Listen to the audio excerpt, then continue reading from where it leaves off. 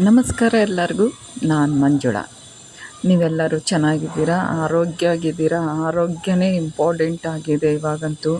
ನಮಗಂತೂ ಎಲ್ಲ ಕೈ ಕಾಲು ಎಲ್ಲ ನೋವುಗಳೆಲ್ಲ ಸ್ಟಾರ್ಟ್ ಆಗಿಬಿಟ್ಟಿದೆ ಇವಾಗಲೇ. ಆರೋಗ್ಯ ಚೆನ್ನಾಗಿ ಕಾಪಾಡ್ಕೊಳ್ಳಿ. ಆರೋಗ್ಯ ಇದ್ದರೆ ಎಲ್ಲವೇ ಸಿಗುತ್ತೆ ಅಂತ ನಾನು ಅಂದ್ಕೊಂಡಿದ್ದೀನಿ. ಇವತ್ತು ಗುರುವಾರ ಆಗಿರೋದ್ರಿಂದ ಬೆಳಗ್ಗೆನೇ ಎಲ್ಲ ಕೆಲಸಗಳೆಲ್ಲ ಆಗಿತ್ತು. ಬಾಗಿಲು ತೊಳೆದು ಎಲ್ಲ ಕೆಲಸ ಎಲ್ಲ ಆಯಿತು, ತಿಂಡಿ ಆಯಿತು.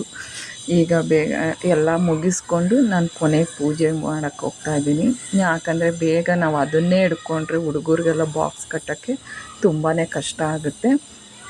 ನಮ್ಮದು ಎಳೆ ಬಳ್ಳಿಗಳು ನೋಡಿ, ಒಂದೇ ಒಂದು ಇಲ್ಲಿ ಯಾರೋ ನನ್ನ ಫ್ರೆಂಡ್ ಒಬ್ಬರು ಕೊಟ್ಟಿದ್ದರು.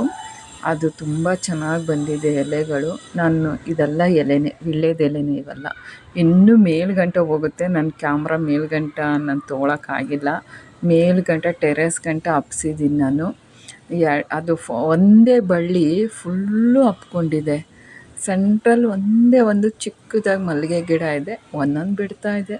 ಇದೆಲ್ಲ ಎಲೆ, ವೀಳ್ಯದೆಲೆನೇ ಚೆನ್ನಾಗಿ ಬಿಟ್ಟಿದೆ. ನಂದು ಮೇಲ್ಗಂಟೆ ಹೋಗ್ತಾಯಿಲ್ಲ, ಇಷ್ಟೇ ತೋರಿಸ್ತಾ ಇದ್ದೀನಿ. ಈ ಕಡೆ ಅಂತೂ ಚಪ್ರ ಥರ ಬಂದಿದೆ. ಆ ನೆಲದಲ್ಲೆಲ್ಲ ಬೇರುಗಳೆಲ್ಲ ಹೋಗಿದೆ. ಈ ಶ್ರಾವಣ ಬರಲಿ ಅಂತ ಕಾಯ್ತಾ ಇದ್ದೀನಿ. ಬಂದ ತಕ್ಷಣವೇ ಎಲ್ಲ ಬಿಡಿಸ್ಬಿಟ್ಟು ಆಂಜನೇಯ ಸ್ವಾಮಿಗೆ ಹಾರ ಮಾಡ್ಕೊಡೋಣ ಅಂತ ಅಂದ್ಕೊಂಡಿದ್ದೀನಿ. ದಾಸವಾಳ ಬಿಟ್ಟಿದೆ ಒಂದೊಂದು ಸೆಂಟ್ರಲ್ಲಿ ಒಂದೊಂದು ಬಿಡುತ್ತೆ. ಯಾಕಂದರೆ ಎಲೆ ಹಾಕಿರೋದ್ರಿಂದ ಆ ಬೇರೆ ಅಲ್ಲಿ ಹಿಡ್ಕೊಬಿಟ್ಟಿದೆ. ಬೇರೆ ಗಿಡಕ್ಕೆಲ್ಲ ಅದು ಬಿಟ್ಕೊಡ್ತಾ ಇಲ್ಲ ಜಾಗ. ಎಲೆನೇ ಫುಲ್ಲು ತುಂಬ್ಕೊಬಿಟ್ಟಿದೆ. ಆಗಲಿ ಬಿಡಿ, ಒಂದೊಂದು ಬಿಟ್ಟರು ಪರವಾಗಿಲ್ಲ, ನನಗೇನು ತೊಂದರೆ ಇಲ್ಲ.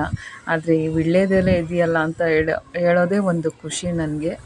ಇದೆರಡು ದಾಸವಾಳ, ಜೋಡಿ ದಾಸವಾಳ ಬಿಟ್ಬಿಟ್ಟಿತ್ತು. ಒಂದೇ ಕಲರು, ತುಂಬ ಚೆನ್ನಾಗಿದೆ ಹೂವು. ಅದು ನೋಡೋಕ್ಕೆ ಪಾರಿಜಾತ ಅಂತೂ ಬೇಜಾನ್ ಬಿಡುತ್ತೆ. ನನಗಂತೂ ಏನು ತೊಂದರೆ ಇಲ್ಲ. ಅದನ್ನು ಸಣ್ಣಗೆ ಪೋಣಿಸ್ಬಿಟ್ಟು ಹಾರ ಮಾಡಿ ಕಳ್ಸಕ್ಕೆ ಹಾಕ್ತೀನಿ ನಾನು. ಡೈಲಿ ಇದೇ ಕೆಲಸನೇ ನಾನು ಮಾಡೋದು. ಡೈಲಿ ಹೂವು ಉದುರಿಸ್ಕೊತೀನಿ, ಕಳ್ಸಕ್ಕೆ ಹಾಕ್ತೀನಿ. ಯಾಕಂದರೆ ಇಲ್ಲಿ ಎಲ್ಲರ ಮನೆ ಮುಂದೆ ಪಾರಿಜಾತ ಗಿಡ ಇದೆ, ಯಾರೇನು ಎತ್ಕೊಂಡು ಹೋಗಲ್ಲ. ಬೆಳಗ್ಗೆ ಎದ್ದ ತಕ್ಷಣ ಬಾಗಿಲು ತೊಳೆಯೋಕ್ಕೆ ಹೋಗ್ತೀನಲ್ಲ, ಆಗೆಲ್ಲ ಉದುರಿರುತ್ತೆ. ನಾನು ಇನ್ನೊಂದು ಸ್ವಲ್ಪ ಉದುರಿಸ್ಕೊಂಡು ಬಂದು ಈ ಥರ ಹಾರ ಮಾಡಿ ಲಕ್ಷ್ಮೀ ದೇವ್ರಿಗೆ ಹಾಕ್ತೀನಿ. ಮತ್ತು ಒಂದೊಂದು ಸಣ್ಣಗಿರೋದು ಸಣ್ಣ ವಿಗ್ರಹಕ್ಕೂ ಮುಡಿಸ್ತೀನಿ. ಹೂಕ್ಕೇನು ತೊಂದರೆ ಇಲ್ಲ. ಮತ್ತು ಇದು ಪೋಣಿಸೋದೇ ಒಂದು ಸಾಹಸ ಆದಂಗೆ. ಯಾಕಂದರೆ ಅದು ತುಂಬಾ ಸ್ಮೂತಾಗಿರುತ್ತೆ. ಒಂಚೂರು ಪೋಣ್ಸೋಕ್ಕೆ ಹೋದರೆ ಅಲ್ಲಲ್ಲೇ ಕಟ್ಟಾಗಿ ಹೋಗುತ್ತೆ. ಆದರೆ ಅದು ಸ್ಮೆಲ್ಲಂತೂ ಎಷ್ಟು ಚೆನ್ನಾಗಿದೆ ಅಂದರೆ, ಸುವಾಸನೆ ತುಂಬಾ ಚೆನ್ನಾಗಿದೆ. ಈಗ ಇದಾದಮೇಲೆ ನಾನು ಇವತ್ತು ಗುರುವಾರ ಇರೋದ್ರಿಂದ ಕಡಲೆಕಾಳು ಉಸ್ಲಿ ಮಾಡ್ತಾಯಿದ್ದೀನಿ. ರಾಘವೇಂದ್ರ ಸ್ವಾಮಿಗೆ ಏನಾರು ಒಂದು ಪ್ರಸಾದ ಇಡ್ತೀನಿ ನಾನು. ಯಾಕಂದರೆ ಈ ಕಡಲೆಕಾಳು ಉಸ್ಲಿ ಅಂದರೆ ನಾನು ಶನಿವಾರ ನಾನು ರಾಘವೇಂದ್ರ ಸ್ವಾಮಿ ಇದು ನೋಡ್ತೀನಿ, ಸೀರಿಯಲ್ ನೋಡ್ತೀನಿ. ಅದರಲ್ಲಿ ಕಡಲೆಕಾಳು ಅಂದರೆ ಸ್ವಾಮಿಗೆ ತುಂಬ ಇಷ್ಟ ಅಂತ ಗೊತ್ತಾಯಿತು. ಆವಾಗಿಂದ ನಾನು ಸ್ವಲ್ಪ ಕಡಲೆಕಾಳು ಉಸ್ಲಿ ಮಾಡಕ್ಕೆ ಇಡ್ತೀನಿ. ಹಂಗೆ ನನಗೂ ರಸಮ್ ಮಾಡೋದಂಗೂ ಆಗುತ್ತೆ, ದೇವ್ರಿಗೂ ನೈವೇದ್ಯವೇ ಆಗುತ್ತೆ. ಈ ಕಡೆ ಕಡಲೆಕಾಳು ಬೇಯಕ್ಕೆ ಇಟ್ಟಿದ್ದೀನಿ.